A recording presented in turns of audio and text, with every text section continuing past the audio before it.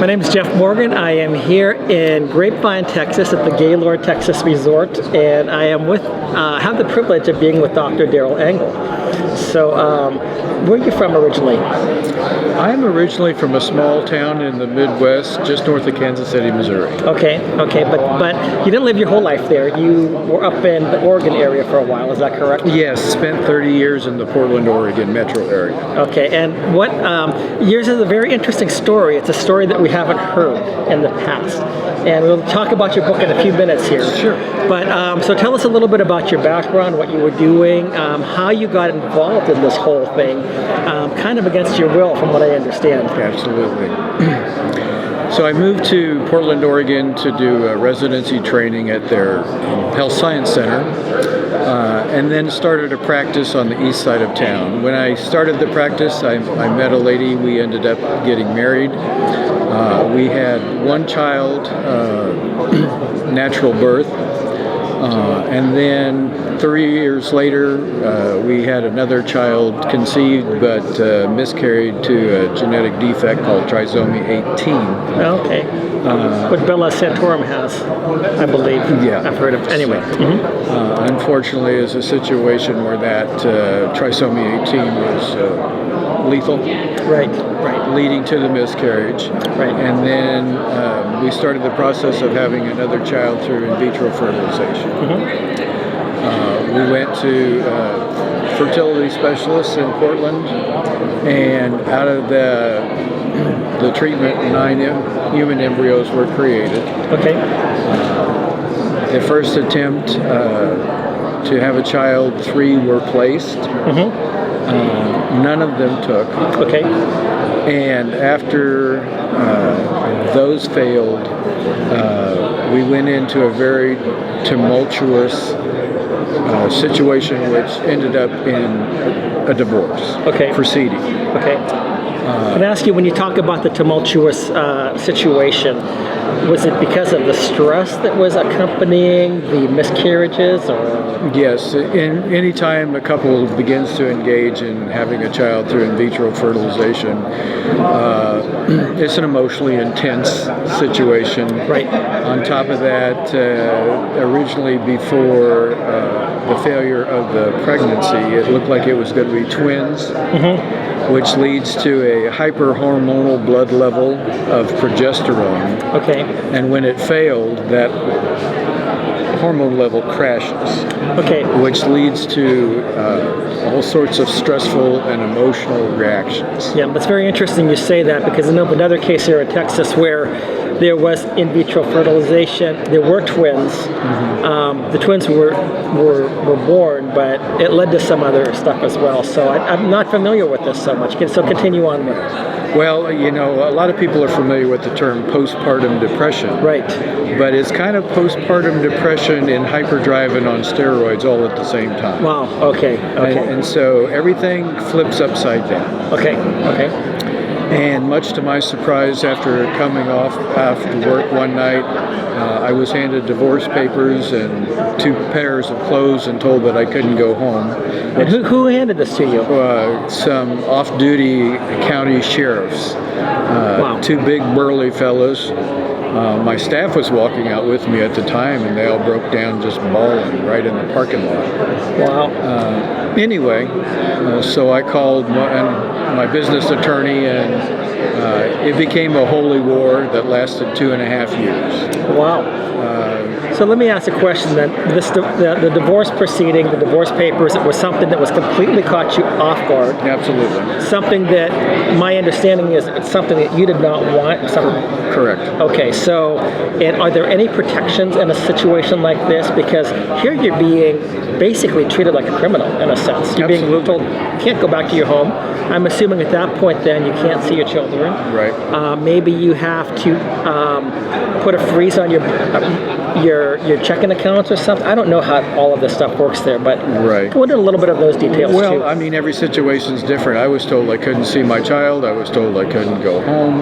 I had to actually live in a hotel for 6 weeks while I was trying to develop a new residence, at the same time trying to regain time with my son. Right.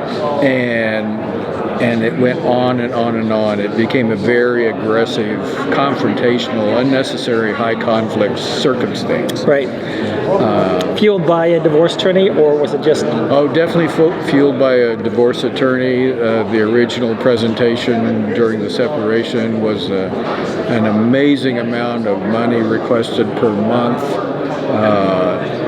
It was also just an incredible, and it was a divorce firm that was well known within the Portland community of being hyper aggressive. Right. Which I said thanks, but no thanks. But it then led to protracted proceedings, protracted depositions, protracted asset analysis. All of that is fine. I just wanted to get back to my son. Right. I was blocked from seeing my son for 3 months. And then I was finally only able to see him if someone else was around. So you had to supervise visitation. Because there were false accusations that I was abusive to my own child. Well, that's something that's completely unusual, isn't it? It's a typical tactic. It's the silver bullet. It really is. In a sense, yeah. It really is. Yeah. And so my child was held ransom to try to gain every bit of leverage they could in the divorce proceeding. Wow. But you were a respected orthodontist. Yes. So what did you hear anything from your patients? Or your clients? Did they say anything? Or I mean, generally not. I was good at compartmentalizing my personal life from my professional life. My practice went on as usual. Yeah, I was blessed to have. I was president of the State Orthodontic Association of Oregon. I was president of the biggest dental society in the state. So yeah, I was well known. But I didn't bring my personal life into my professional surroundings. Got it. So at the same time, then you said this is the east side of Portland. If it were a small town outside of Portland, everybody would have known your business. Everybody would have known everything. Yeah, absolutely. And so go ahead and continue. I just wanted to ask a couple of questions. No, but that's fine.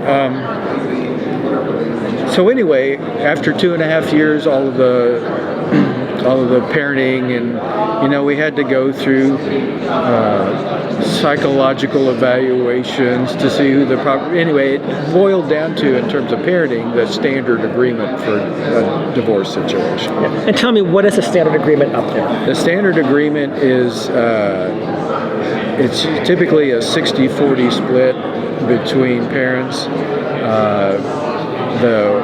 The 40%, which was mine, was weekends and every other midweek. But it just fell upon the standard statutory lines. And there was nothing particularly interesting about that. The point that was interesting was that we still had 6 human embryos in liquid nitrogen down by the Willamette River in Portland, Oregon. Yeah, now that's where I know we're going to go there. So, but that is a very, what we find out is that in the situations when one person files for divorce, number one, there is a predetermined judgment. Yes. That divorce will take place. There's no defense that you can offer. There's no way you can bar a lawsuit, but you do have to pay. Yes. And the child custody evaluations, I've seen some that have been up to $50,000, a little bit more than that actually. Right. And, this goes on and on. It's going to have to create some conflict, find out who the best parent is. It's very interesting because the parent who's filing for divorce gets to make up allegations, gets to keep the kids.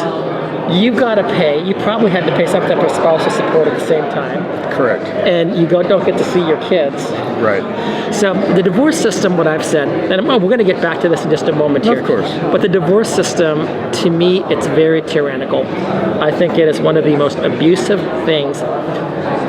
practices that we have in the United States of America. Totally agree. To a large degree, I think when I used to be a missionary in the Middle East, I didn't tell you this. Okay. So we had a lot of Iraqi refugees, and they would talk about Saddam Hussein and some of the stuff that he would do and the rumors that went on around him. But I will tell you from my perspective, maybe there is not everybody being killed, but the divorce system is just as brutal, just as tyrannical, just as evil and immoral and unjust as anything you might find over there. Except for, of course, you get to live because we need to drain some more money out of you. But Exactly. yeah.